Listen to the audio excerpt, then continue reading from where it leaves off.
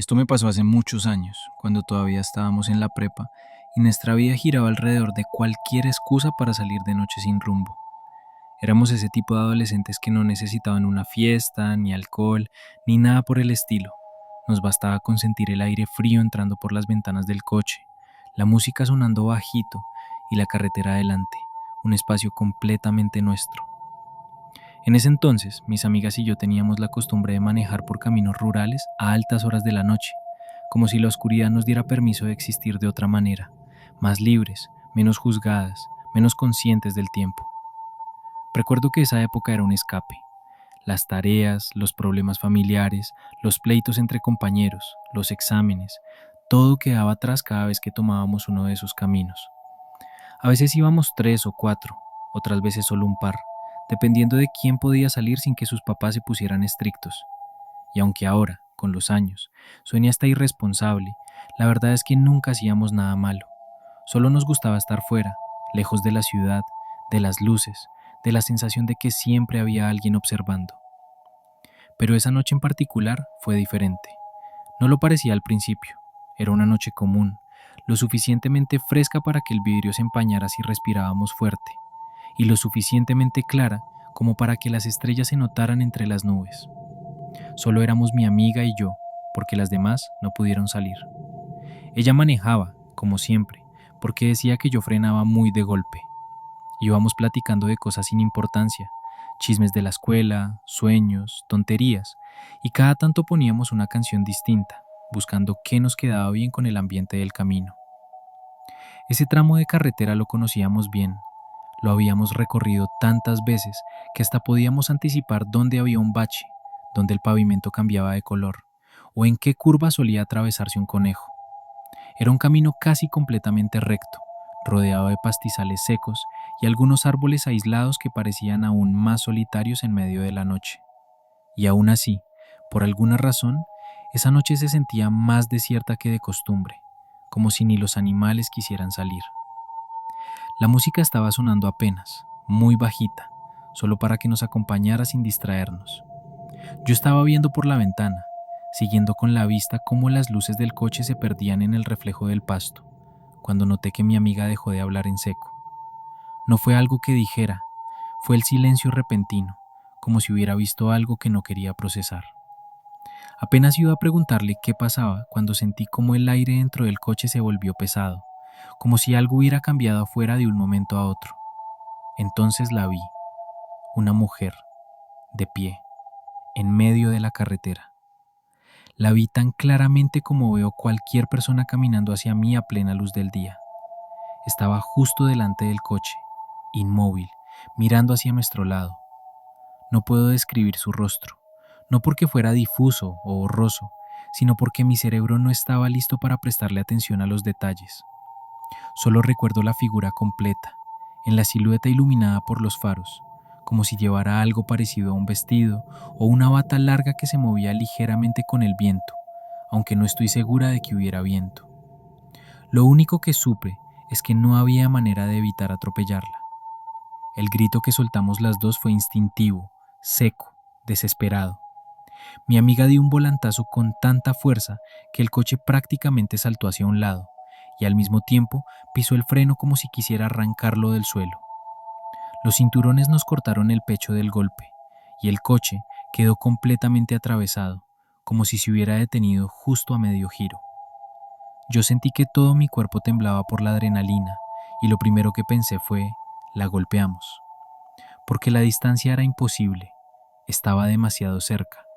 No había forma de que se hubiera movido, saltado o desaparecido en el segundo en el que mi amiga reaccionó. Simplemente no había tiempo. Nos quedamos quietas unos segundos, sin atrevernos a movernos. Solo escuchaba mi respiración y el motor del coche todavía vibrando. Finalmente, mi amiga me vio con los ojos abiertos de par en par y dijo, ¿la viste? No le respondí, no podía. Solo abrí la puerta y bajé con las piernas temblorosas. La noche estaba muda. No había nada, ni una sombra, ni un pedazo de tela tirado, ni marcas en la carretera. Caminamos alrededor del coche, mirando el pavimento como si esperáramos encontrar un cuerpo invisible. Revisamos los lados, los matorrales, incluso entre los pastos más altos. Nada, ni un solo rastro de que alguien hubiera estado ahí. Era imposible. Yo la vi, ella la vio, la tuvimos enfrente, iluminada por los faros. No era una ilusión, no era un reflejo, no era producto de cansancio, estaba parada en la carretera. Lo que más me inquietó fue el silencio. Normalmente en esas zonas escuchas insectos, grillos, el viento moviendo las hojas, pero esa noche no había nada. Era un silencio tan profundo que hasta nuestras pisadas sonaban demasiado fuerte. Me acuerdo de que pensé que el mundo se había detenido un segundo antes de que chocáramos, como si algo hubiera apagado la realidad para que no entendiéramos del todo lo que estaba pasando. Regresamos al coche casi corriendo y bloqueamos las puertas. Yo marcaba el número de nuestro amigo lo más rápido que podía, y aún así sentí que tardó una eternidad en contestar. Le pedimos que por favor saliera a buscarnos y nos siguiera hasta la ciudad. No queríamos movernos solas, ni un metro. Él al principio pensó que era una broma o que habíamos visto un animal, pero cuando escuchó nuestras voces quebradas, aceptó sin preguntar más. Mientras esperábamos a que él llegara, el coche estaba en completo silencio. No pusimos música, no hablamos, no respirábamos fuerte. Solo nos quedamos viendo hacia adelante, como si en cualquier momento algo fuera a cruzar nuevamente la carretera. Cada sombra parecía moverse, cada bache parecía un objeto en medio del asfalto, y cada tanto las luces del coche parpadeaban levemente, como si estuvieran a punto de apagarse. Cuando nuestro amigo llegó, se estacionó detrás de nosotras y nos preguntó qué había pasado. No fuimos capaces de explicarlo bien. Solo le dijimos que necesitábamos regresar y que no queríamos hacerlo solas.